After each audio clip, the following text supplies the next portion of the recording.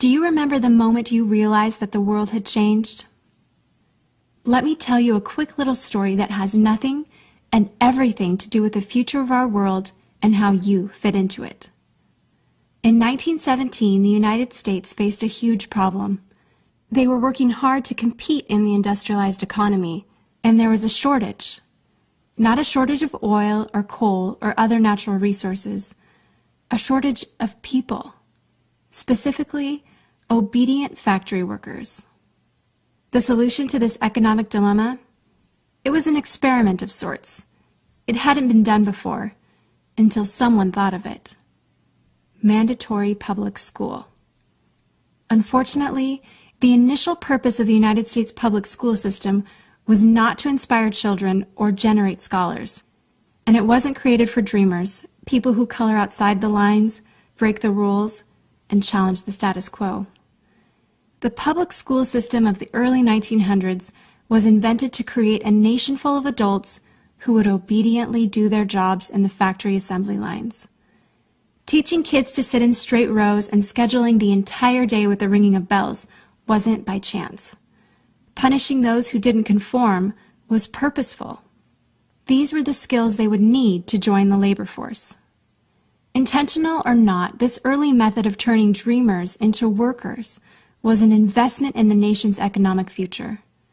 And it worked. This then led to several generations of productive, fully employed workers. But it isn't working anymore. Why? Our economy has changed. We don't live in an industrialized economy anymore. We live in a connected economy. Right now, there are more users on Facebook than there were people on the planet 200 years ago.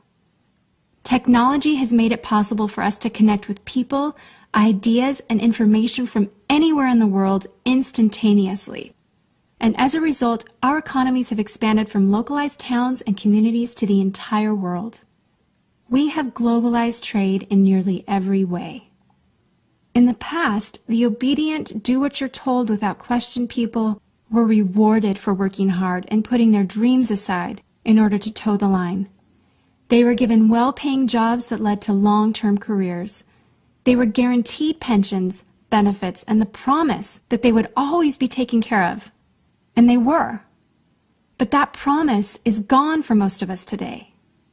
Even if you have a white-collar job, the majority of white-collar workers are still working in a factory. Instead of operating a sewing machine or welding a widget, they now push pencils, type on keyboards, or process paperwork. It's still factory work because the entire focus of the day is spent on increasing productivity, which leaves little room for creativity, spontaneity, or individuality. The educated, hard-working masses are still doing what they're told, but they're no longer getting what they deserve.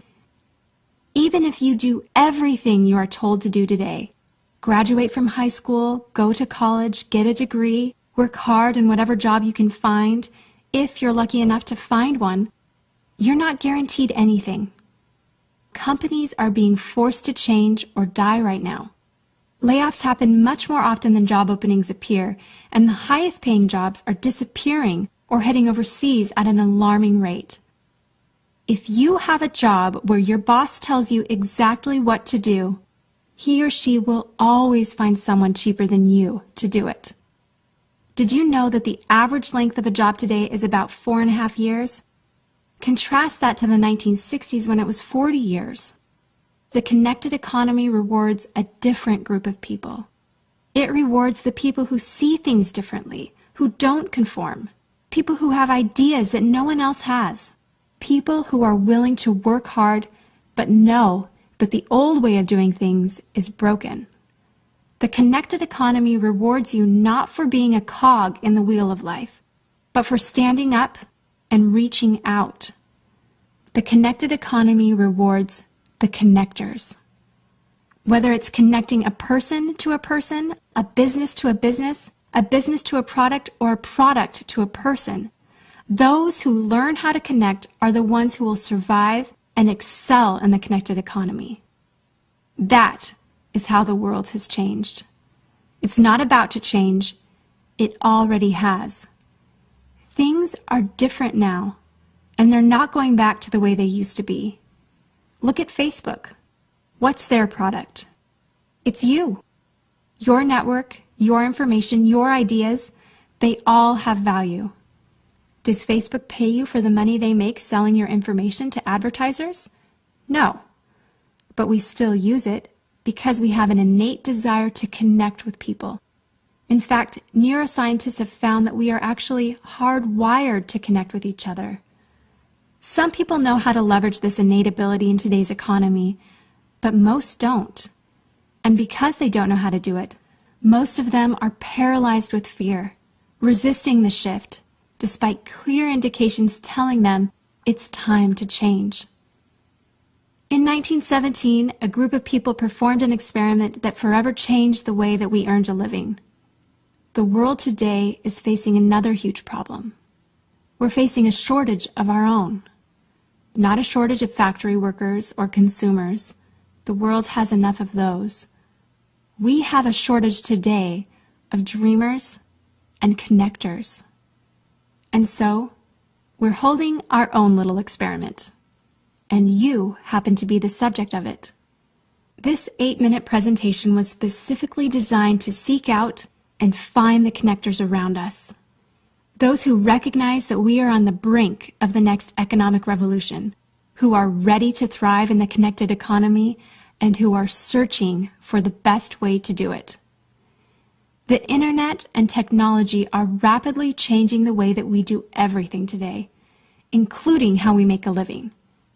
It's not too late to embrace the change and find a way to make yourself relevant and profitable in our brave new world.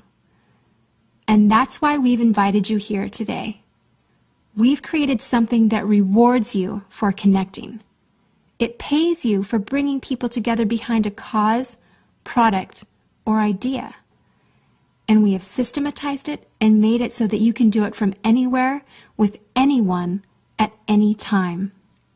If you are passionate about helping people, if you are passionate about changing lives, if you want to position yourself to be a capitalizing force within the connected revolution instead of just a bystander, let's start now. Do you remember the moment you realized that the world had changed? How about the moment you realized you could change with it? Are you ready for the details?